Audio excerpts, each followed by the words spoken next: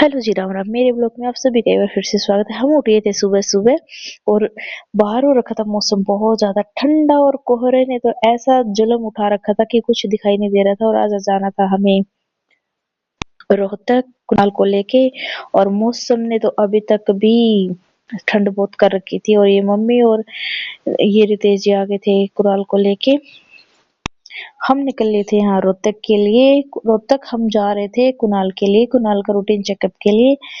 क्योंकि आपको मैं फिर कभी बताऊंगी किस रीजन से जा रहे थे।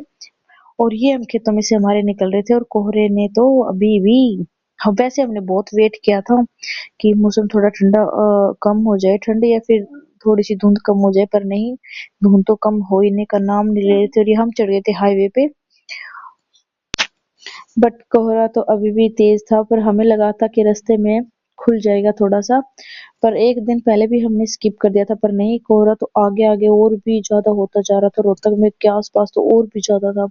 और यहाँ पहुंच गए थे हम रोहतक, और ये हमारा सामने आ गया था हॉस्पिटल जो हमें कुणाल को लेके जाना था। और कुणाल को वहाँ हॉस्पिटल में दिखाने के बाद मैं और कुणाल आ गए थे बाहर। बाहर आने के बाद कुणाल हो गया था खुश। बात ये बार होता है, फिर बाद में खुश हो जाता है।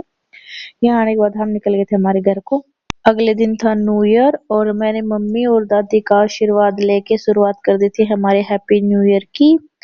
नए साल का स्वागत कर दिया था हमने बच्चों को, सबको विश करके। और यहाँ मम्मी बना रही थी नए साल पे हलवा।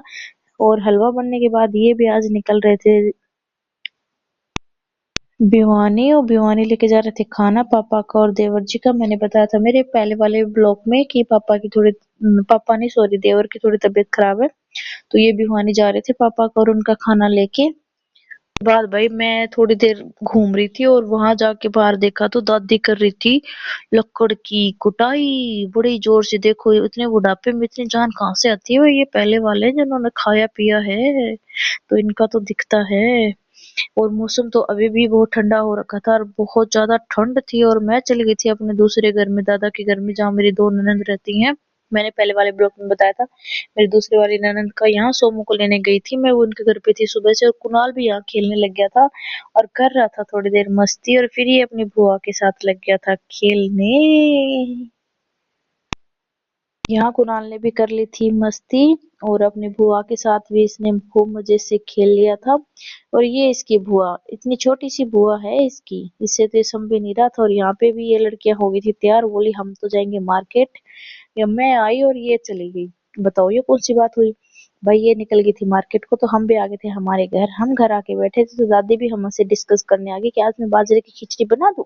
मैंने कहा 3 दिन हो गए तेरे को बनाओ बनाओ करती हुई, बना दे, फिर हम तो चले जाएंगे, कब खिलाएगी। तो फिर दादी ने भाई बना दी थी आज बाजरे की खिचड़ी, और खूब अच्छी वाली कूट के। दादी को थोड़ा कम सुनाई देता है इसलिए दादी हाथ लगा लगा के सुनती रहती है कान को। और यहाँ दादी ने बना दी थी खिचड़ी बाजरे की। ठंड भी बहुत ज्यादा थी और बाजरे की खिचड़ी भी बहुत टेस्टी थी और मजा आ गया था हमें खा के। ये खिचड़ी हमारी बन गई थी और मम्मी बोले मैं उतार ले जाऊं। दादी बोली हाँ हाँ उतार ले जा, अब तो ये रंध गई। तो भाई मम्मी ने उतार के रख दी थी और हमने डाल के खाई हमारी खिचड़ी, वो भी गरम गरम। और गोजी के साथ तो बहुत टेस्टी लगती है, बहुत ज्यादा पसंद है मुझे गोजी। तो यहाँ मम्मी ने बना दी थी गोजी और हमने खाई बाजरे की खिचड़ी। और खा पी के हम आ गए थे हमारे रूम में।